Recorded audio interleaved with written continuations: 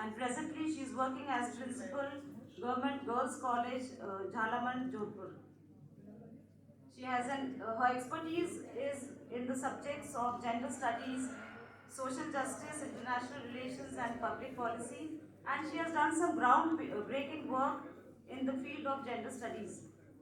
She has published 2 books and numerous research articles in national and international journals. She has not only won accolades in our country but globally as well, and she is recognized as a great speaker. She has presented her work in the University of Indonesia and also in Australia. She is a proud recipient of the Covitus Awards, including Dr. Ambedkar Vishisht Seva Puraskar in 2004, Samaj Ratna 2004, Dr. Ambedkar Award 2025, and we are looking forward to a very engaging session with ma'am. So I welcome you once again, ma'am. Please, over to you.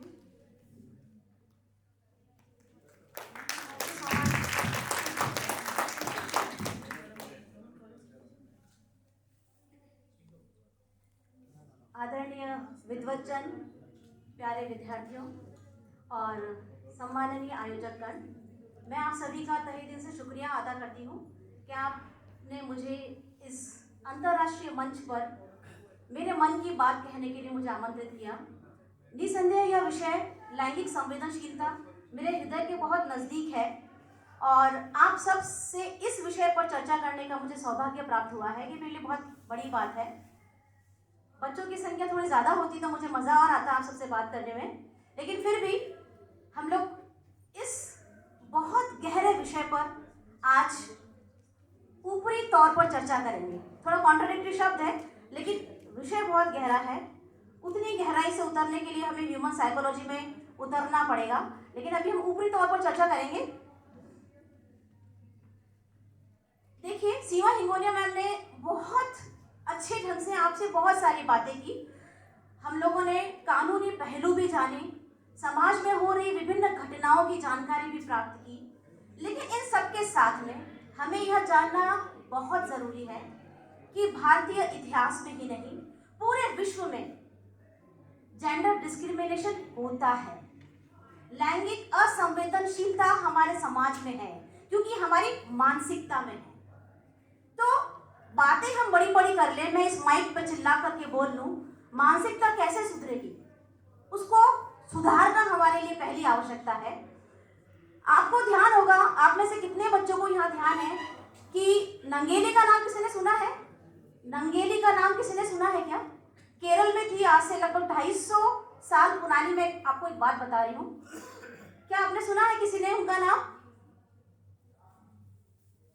बच्चों में से बहुत ज़रूरी है, उनका नाम सुनना आपके लिए बहुत ज़रूरी है, क्योंकि 250 साल पहले केरल के त्रावणकोर में एक ऐसी प्रथा थी जिसमें कि खासकर दलित महिलाओं को अपने शरीर के ऊपर का वस्त्र ढकने से मनाही थी। वो नीचे, कमर से नीचे कपड़ा पहन सकती थी, ऊपर का वो कपड़ा नहीं पहन सकती थी। अगर पहनना है तो उसे टैक्स देना पड़ेगा। अब आप देखिए कितनी विभत्स सी बात है कि एक औरत को लगभग न्यूड जाना पड़ता था। एक महिला है नंगेली जिसने इसका विरोध किया। घर पर जो त्रावणकोर का राजा है उसके लोग आए और उन्होंने उसको बोला कि इसका टैक्स दो मुझे। उसने मना किया, पैसे नहीं थे। दलित व्यक्ति के पास कहाँ से पैसा आएगा? उसके पास पैसा नहीं था। उसने कहा मेरे पास पैसा नहीं है, तो उसने अपने स्तन काट करके प्लेट पर रख करके उन्हें दे दिए कि मेरे पास देने के लिए अभी फिलहाल यही है, और वो महिला मर गई। देखिए आप, इस घटना का क्या असर हुआ? वो महिला तो मर गई। क्या होता है, समाज में परिवर्तन लाने के लिए बलिदान होता है। आप इस घटना से 2 चीजें आप महसूस कीजिए कि किसी भी जगह पर परिवर्तन के लिए आपको बलिदान करना पड़ेगा। उस महिला के उस बलिदान से बाद में जाकर यह हुआ कि उस टैक्स को हटाया गया। लेकिन यह घटना समाज की इतनी असंवेदनशील घटना है जिसके लिए शायद शब्द कम पड़ जाए। दूसरी आप देखिए, धर्म के नाम पर महिला को हमेशा छला जाता है। महिला कैसी होनी चाहिए? पवित्र। पुरुष पवित्र होना चाहिए क्या? नहीं बोलते ना हम। महिला होनी चाहिए संस्कारी। धर्म के सारे आडंबर आप महिलाओं से करवा लो। हम महिलाएं सबसे आगे रहती हैं सारे आडंबर करने में, सारी कुरीतियों में सबसे आगे रहती है। महिला शिक्षित नहीं होनी चाहिए, महिला जागरूक नहीं होनी चाहिए, महिला पवित्र और संस्कारी होनी चाहिए। पहले उसकी ये बात है कि वह पवित्र और संस्कारी होनी चाहिए। और धर्म के इसी छिछलेपन की वजह से हमारे समाज में देवदासी प्रथा चलती। देवदासी प्रथा आपको पता होगा ना? देवदासी प्रथा के बारे में जानते हैं बच्चों आप? धर्म के नाम पर महिलाओं को सिर्फ इस्तेमाल करना नहीं, वस्तु की तरह उसका इस्तेमाल करना नहीं है। आपकी देह, मन और मस्तिष्क, इसके साथ खिलवाड़ करना है। आप किस धर्म की बात करते हैं? अगर ऐसा धर्म है जहां पर कि आपको एक वस्तु माना जाए, जहां पर आपको खिलौना माना जाए, मैं कहती हूँ ऐसी जगह पर आपको लात मार देनी चाहिए। आप ऐसे धर्म गुरुओं के पास क्यों जाते हैं? राम रहीम और आसाराम बापू के पास आप क्यों जाते हैं कि वहां पर आपको छला जाता है? क्यों करती है महिलाएं ऐसा? क्यों? क्योंकि हमेशा धर्म का तमगा, संस्कार का तमगा महिलाओं के हाथ में थमाया जाता है। और देवदासी प्रथा यही थी। 12-13 साल की महिलाएं जब उसके मासिक धर्म शुरू हो जाते थे तो उसे किसी मंदिर में ईश्वर की सेवा के लिए दान कर दिया जाता था। उसका फिर विवाह नहीं होता था कि वह कौन है?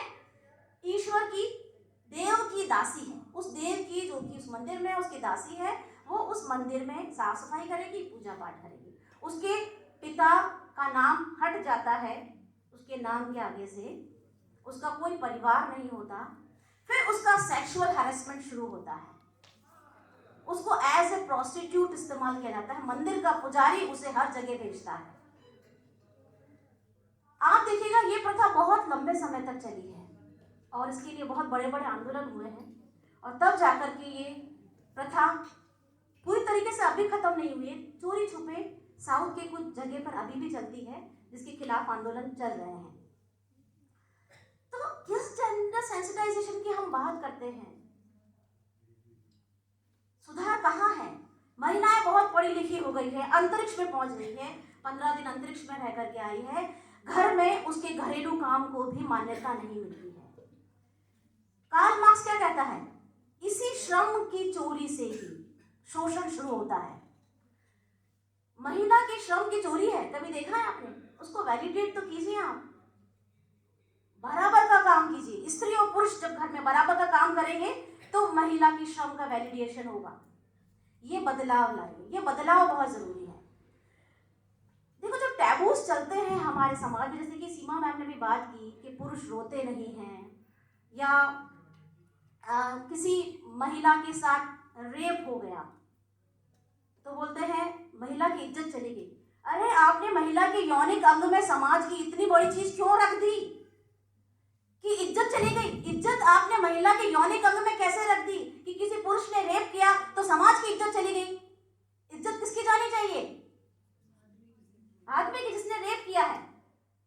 जब भी आपसे कोई ऐसा कहता है तो आपको उसको वहीं पे स्टॉप करना होगा। जिसने रेप किया है वह अपराधी है। क्यों नहीं महिलाएं आगे आती है? क्योंकि जेंडर सेंसिटाइजेशन नहीं है, इसलिए महिलाएं नहीं बोलती, क्योंकि महिला को अपराधी कह दिया जाता है।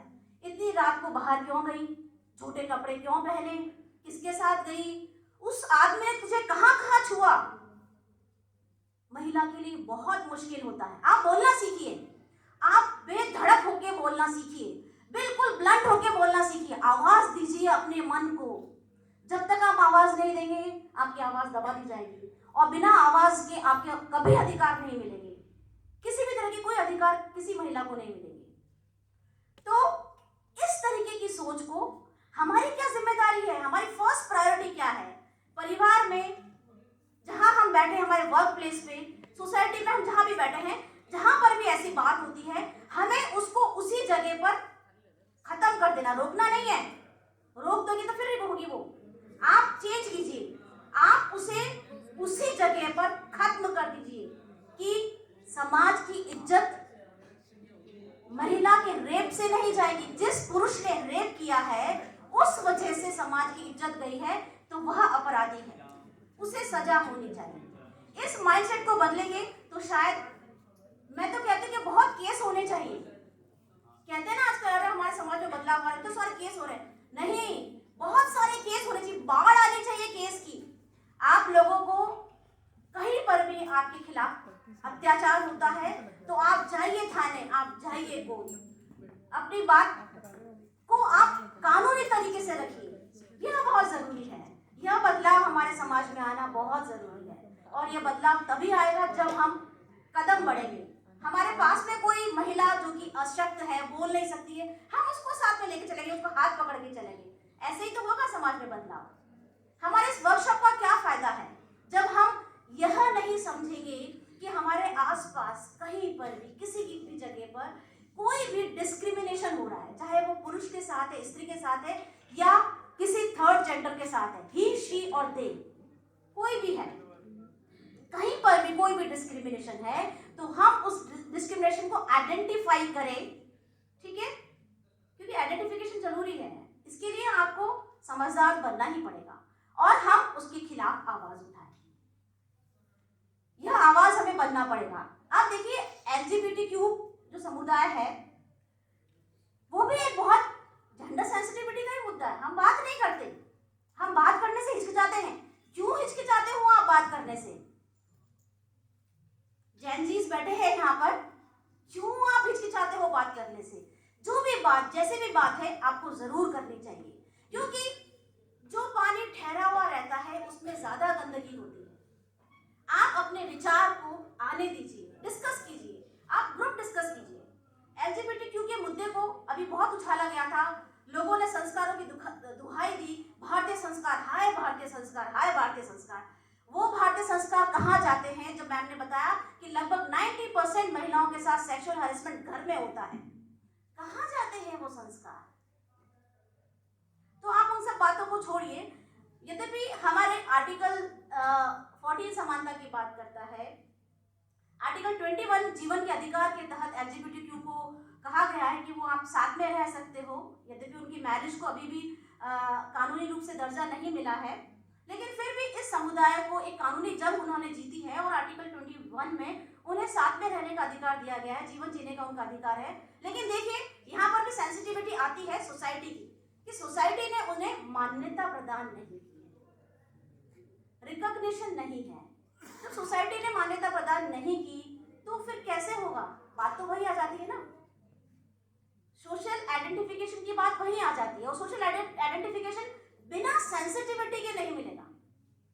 यह सेंसिटिविटी डेवलप परिवार से होगी, और परिवार में हमें अपने भाइयों को, अपने बहनों को, अपने फ्रेंड्स को यह सेंसिटिविटी फैलानी होगी। देखिए बात चूंकि हम लगातार सेंसिटिविटी की करते आ रहे हैं, और मैं बहुत सारी बातें मैं आपसे लगातार करना चाह रही थी। अब देखिए घरेलू काम की जिम्मेदारी आज भी महिला के पास है, मुझे भी करने पड़ते हैं, हम आपको भी करने पड़ते हैं। घरेलू काम तो सिर्फ महिलाएं ही करेगी, निर्णय में उसकी आवाज अभी भी गौण है। पंचायत से संसद तक महिलाएं पहुंच गई है ना? पंचायत से संसद तक पहुंचने वाली महिलाओं का डिसीजन मेकिंग पावर कितना है, यह समझने की जरूरत है। तो अगर आप इसको बहुत गौर से देखेंगे तो यह समझना पड़ेगा कि महिलाएं अगर सोसाइटी में किसी पद पर है तो उसकी भूमिका कितनी है, उसका रोल कितना है। वो प्रतीक नहीं बन जाए, एक प्रतीक के रूप में, एक सिंबॉलिक उसकी भूमिका नहीं हो, उसकी भूमिका वास्तविक हो।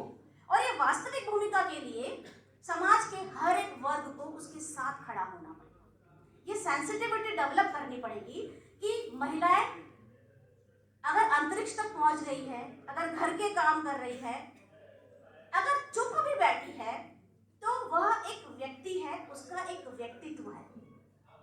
यह समझना हमारे लिए जरूरी है। देखिएगा कुछ जो लॉज की हम थोड़ा सा बात कर लेते हैं। यूएन डिक्लेरेशन में बहुत सारी बातें हुई थी जिसमें कि कहा गया था कि सोशल कंडीशनिंग जो होती है वो बहुत जरूरी है, कैसी सोशल कंडीशनिंग होती है। अभी हाल ही में मिस यूनिवर्स कॉन्टेस्ट हुआ था, अगर आप में से किसी ने देखा है, देखा क्या किसी ने मिस यूनिवर्स कॉन्टेस्ट? क्या था उसमें? एक बहुत इंपॉर्टेंट बात जो कि लड़की महिलाओं के लिए बहुत इंपॉर्टेंस रखती, क्या था, घटना क्या थी वो? ऑर्गेनाइजर थे, उन्होंने मिसबिहेव किया था। ऑर्गेनाइजर ने मिसबिहेव किया था और जिसके साथ मिसबिहेव किया था वो उठ के चली गई। तो क्या हुआ, जितनी महिलाएं थी सारी के सारी उठ के चली गई। तो यहाँ पर देखो ये एक एग्जाम्पल है कि यूनिटी बहुत जरूरी है, क्योंकि लड़ना है, अगर किसी चीज से लड़ना है, मैं महिलाओं की बात नहीं कर रही, पुरुषों की भी बात कर रही हूँ, सब साथ में मिलकर लड़ेंगे तभी हम जेंडर सेंसिटिविटी को वास्तव में समाज में लागू कर पाएंगे। तो सारी महिलाएं उठ के चली गई और हार करके उस आयोजककर्ता को माफी मांगनी पड़ी। एक अच्छा एग्जाम्पल है। हम ऐसा कब करेंगे? हाँ ऑब्वियसली जो भी हो, बट इसके पीछे नहीं जाते, इसके पीछे बहुत सारी बातें हैं, बट जो भी है एक ये घटना थी जिसको कि हम पॉजिटिविटी से लेते हैं कि किसी महिला के खिलाफ कोई बात कही गई है तो सभी महिलाएं उसके साथ में खड़ी है ना। हम ऐसा स्टैंड कब उठाएंगे? मुझे नहीं लगता कि सोसाइटी में हम ऐसा स्टैंड उठाते हैं कि किसी महिला के लिए कुछ कहा गया तो हम उसको वहीं रोकते हैं कि नहीं, किसी महिला के खिलाफ आपको ऐसा नहीं बोलना है, हम उसको वहाँ स्टॉप नहीं करते हैं। तो ये एक हमारे बीच ये चीज़ अभी डेवलप होने में हो सकता है समय लगे। मैं आपसे कुछ यूएन कन्वेंशंस की बात कर रही थी। देखो एक कन्वेंशन है, convention on the elimination of all forms of discrimination against women, 1979 में आया था, जिसमें कि ये स्पष्ट किया गया था कि जेंडर इक्वलिटी जो है वो ह्यूमन राइट फ्रेमवर्क में है।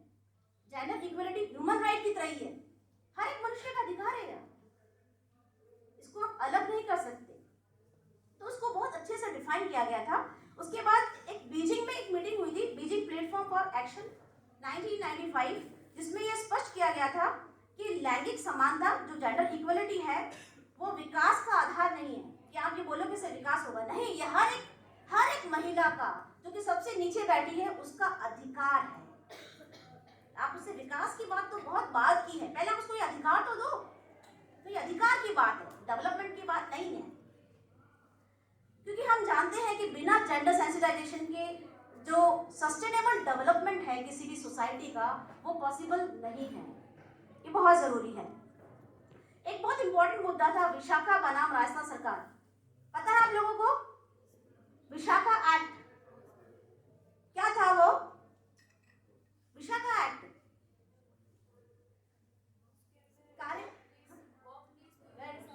यस, ये आप लोगों के जनरल नॉलेज का भी बहुत बार पूछ लेते हैं, आजकल कॉम्पिटिटिव एग्जाम्स में बहुत आ रहा है यह प्रश्न।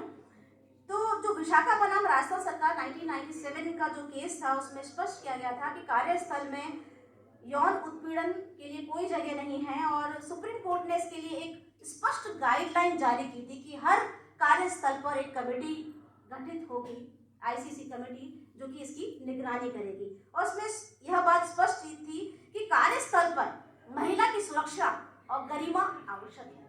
देखो सुरक्षा के साथ साथ महिला की गरिमा भी उतनी ही जरूरी है जितनी कि उसकी सुरक्षा जरूरी है। एक और इम्पोर्टेंट कानून आया था जोसेफ शाइन का बनाम केंद्र सरकार 2018 में, जिसमें कि किसी भी पुरुष के जो मल्टीपल सेक्सुअल रिलेशनशिप हो जाते हैं उसको रोकने का प्रयास किया गया था। उसको कहा गया था कि व्यभिचार जो है वह निंदनीय है और महिला को प्रॉपर्टी नहीं माना जाएगा। प्रॉपर्टी नहीं है आपकी, अगर किसी का विवाह हो गया है तो उसका मतलब ये नहीं है कि महिला उसकी प्रॉपर्टी बन जाती है और वह कभी भी उसके साथ किसी भी तरह की यौनिक हिंसा करने के लिए स्वतंत्र है। नो मीन्स नो, ये बात हमें समझनी होगी। एक ट्रांसजेंडर्स को लेकर भी एक अभी कानून आया था 2019 में, जिसमें कि कहा गया था कि transgender persons protection right act 2019, जिसमें यह स्पष्ट किया गया था कि उन्हें पहचान का अधिकार है। इसलिए आप देखोगे कि हर फॉर्म में अब ही, शी और दे, जेंडर सेंसिटिविटी उनके प्रति भी जरूरी है। सिर्फ महिला की बात करने से क्या होगा, हम तो एक बहुत बड़े तबके को फिर पीछे छोड़ देंगे, हम तो फिर बायस हो जाएंगे ना। तो यह बायसनेस हमारे में नहीं होनी चाहिए। जो थर्ड जेंडर है सोसाइटी का, उसको भी पहचान का अधिकार है, उसे भी सुरक्षा मिलनी चाहिए, उसके साथ भेदभाव समाप्त किया जाना चाहिए। अभी हाल ही में अगर आपने घटना देखी हो तो दिल्ली की जो बस थी उसमें टिकट दिया जा रहा था, उसमें लिखना था, टिकट के फॉर्म में था मेल और फीमेल ही था। ट्रांसजेंडर ने कहा no I am not male female, आप मेरे लिए ट्रांसजेंडर का क्यों नहीं है इसमें कॉलम। उसने बहुत हंगामा किया, बहुत हंगामा किया, थाने तक चली गई बस, डेस्टिनेशन पे नहीं गई। लेकिन देखो क्या हुआ, सब पैसेंजर को तकलीफ तो हुई, लेकिन इससे क्या हुआ, वापस ये मुद्दा आया कि यद्यपि कानून बन गया लेकिन उसका इम्प्लीमेंटेशन प्रॉपर तरीके से नहीं हो रहा है।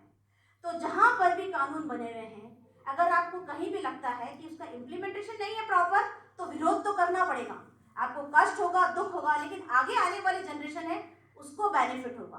तो इसके लिए आपको आप में ये अवेयरनेस होनी बहुत ज़रूरी है, और यही इस वर्कशॉप का उद्देश्य भी यही है कि हम इस अवेयरनेस को सोसाइटी में फैलाएं। क्योंकि देखो, जैसे कि हम लोग कॉलेजेस में पढ़ाते हैं जेंडर सेंसिटाइजेशन, लेकिन मैं हमेशा ये समझती हूँ कि पढ़ाना उद्देश्य नहीं होना चाहिए, गढ़ना उद्देश्य होना चाहिए, कि हम सेंसिटाइज नागरिक, जो संवेदनशील स्टूडेंट्स हैं, उनको हम गढ़े, उन्हें पढ़ाना नहीं, समझना नहीं है। समझ में तो हमें सब आता है, आपको आता है ना समझ में, हमें सब समझ में आता है, हमें सब पता है सब चीज़ें जो मैं बोल रही हूँ, जो सीमा मैम बोल के गई, आपको सब समझ में आता है, आप सब पढ़े लिखे लोग हैं। लेकिन पढ़ने से समझने से क्या होगा, ये हमें गढ़ना है, इसका हमें चिंतन मनन करना है, और इसका हमें अपने जीवन शैली में इस्तेमाल करना है, क्रियान्वित करना है, तब इसका बेनिफिट है, नहीं तो फिर इस पढ़ाई का कोई सेंस नहीं है।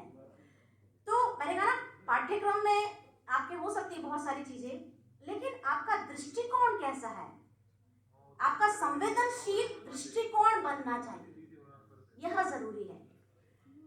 और हम जानते हैं कानून, मैंने आपको बताया, कानून कितने भी बन जाए, लेकिन परिवर्तन हमेशा चेतना से आता है, कानून से कभी नहीं आता परिवर्तन, चेतना से परिवर्तन आता है, नीतियों से परिवर्तन नहीं आता है, परिवर्तन नजरिए से आता है, परिवर्तन भाषणों से नहीं आता है, परिवर्तन व्यवहार से आता है। तो ये चीज हमें समझनी पड़ेगी, जाननी पड़ेगी।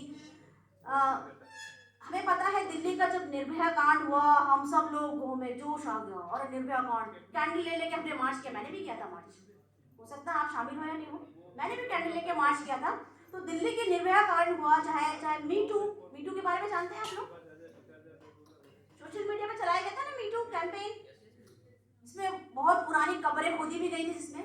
लेकिन बहुत अच्छी बात है कि बहुत सारे लोगों ने उनके साथ जो सेक्सुअल हैरेसमेंट हुआ है, पूरी दुनिया भर से, ये भारत का नहीं है, पूरी दुनिया भर से जहाँ पर भी किसी के साथ कोई भी सेक्सुअल हैरेसमेंट हुआ है, उन्होंने अपनी कहानी सोशल मीडिया पर लिखी, और उसके खिलाफ एक्शन भी हुआ।